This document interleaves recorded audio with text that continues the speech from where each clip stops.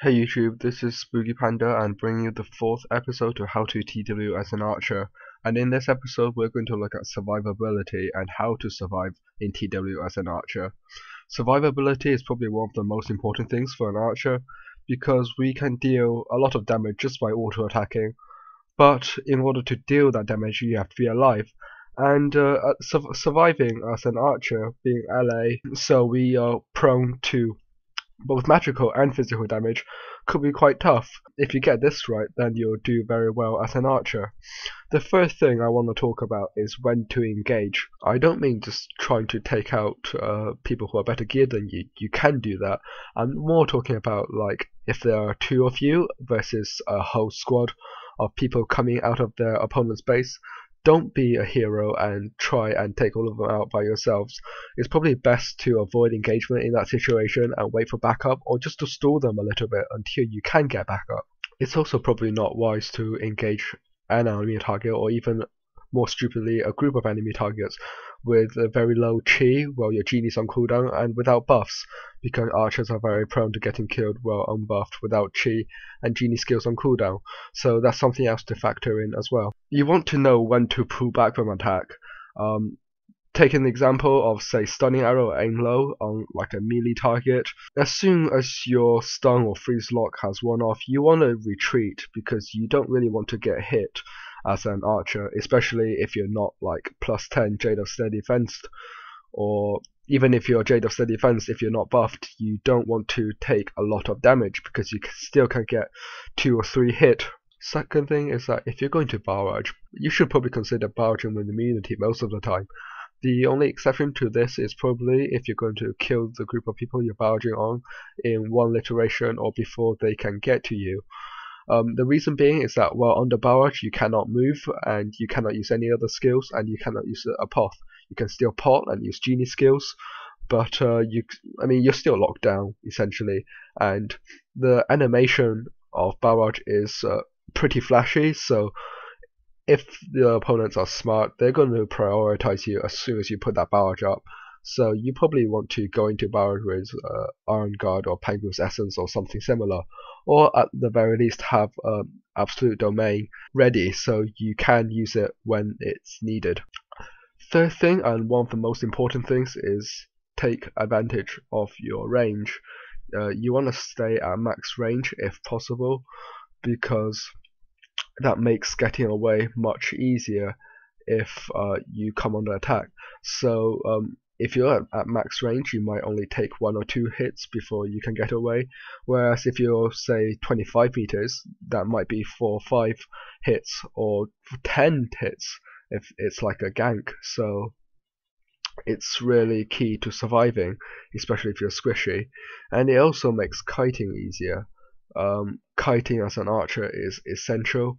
It makes you avoid getting hit, and that's one of the key things to surviving. If you don't get hit, you probably wouldn't die. Another benefit of staying at max range is that if you're at max range dealing on a target, because archers have one of the longest ranges in PWI, you shouldn't really be getting hit by a lot of people, especially if you're dealing on the frontline DD as an archer. You shouldn't really be getting hit at all. Along with Holy Path and Velocity, the key skill, another 2 key skills to kiting is your Morai Leaps. I would recommend assigning them to Q and E key just for easier moving forward and moving backwards.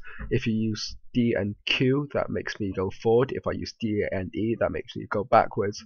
And I just find that much easier to use for leap left and right to go back and forwards. Avoid getting stunned is also very key to surviving as an archer. If you're stunned, you cannot use a pot, skills, or potions, and the only thing that you can use is genie skills, and often you can only use 1 or 2 genie skills before you run out of energy or into cooldowns and stuff. What I find very often, if I get stunned in TW for any serious amount of time, it's either by an assassin or a BM. With a BM, it's very dangerous because often, if they're rushing in to stun you, they probably got a group of DDs ready to AoE that group as soon as you're stunned. and it might be coupled with Heaven's Flame as well. So if you can avoid that initial stun and get out of there, you can also avoid the follow-up AoEs.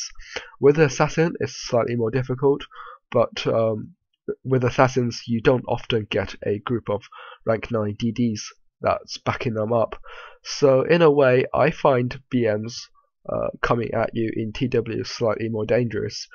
With the Royal Pride, it's very easy to with Royal Pride, it's very easy to combat that. If a BM is rushing into a group of people, they're most likely going to open with Royal Pride. If you got Fortify on your Genie, you can just use that when they come in, and you'll probably resist the stun with ease. You can also leap away or just run away when you see them coming into the group to avoid that stun. And if you can avoid that stun, then probably 7 out of 10 times you can avoid dying. Another key skill to surviving is Wings of Grace. A lot of people forget that it also carries a 30% damage reduction as well as the anti-movement debuff with it. If you're under Wings of Grace and you're properly geared with buffs, you're very hard to kill in this condition, because Wings of Grace means that you can't be held down with stun and freeze, and also you get a 30% damage reduction, which is similar to a BB, the regeneration aura from the cleric.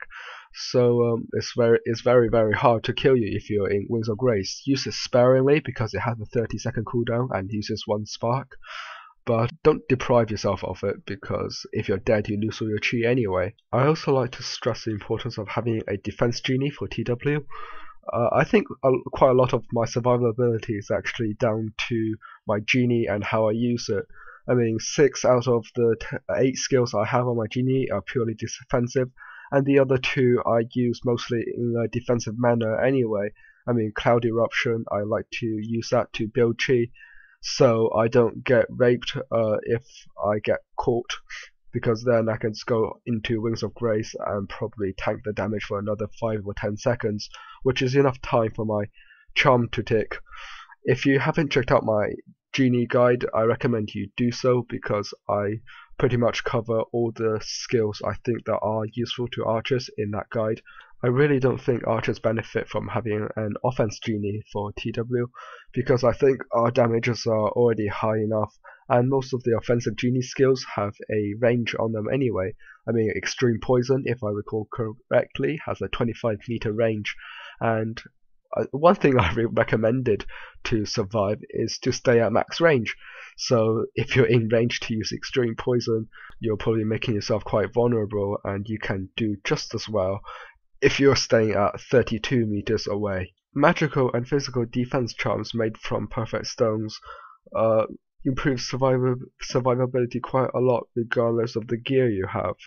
They reduce the very next hit, be it magical or physical, the damage by 50%, so a 20k crit on Black Ice Dragon Strike could be reduced to 10k, which means that could be the difference between one hitting and not hitting. It could also be the difference between getting charm bypassed and surviving with a charm tick. One last thing is that stealth autorexia thing. It's pretty situational and depends from TW to TW and server to server. On Raging Tide there aren't that many level 104, level 105 assassins, so I can use autorexia and stealth momentarily to let my charm tick before re-engaging their enemies. If you're on Lost City and you're only a level 103 archer or below, it might not work for you. Whereas on Raging Tide, it's quite plausible for a level 103 archer to use stealth and be able to survive for another 10 seconds before re-engaging the enemy. I hope this episode helped you guys and will improve your gameplay, hopefully improve your survivability as well. The next episode of How to TW as an Archer will be uploaded next Tuesday instead, so subscribe and stay tuned.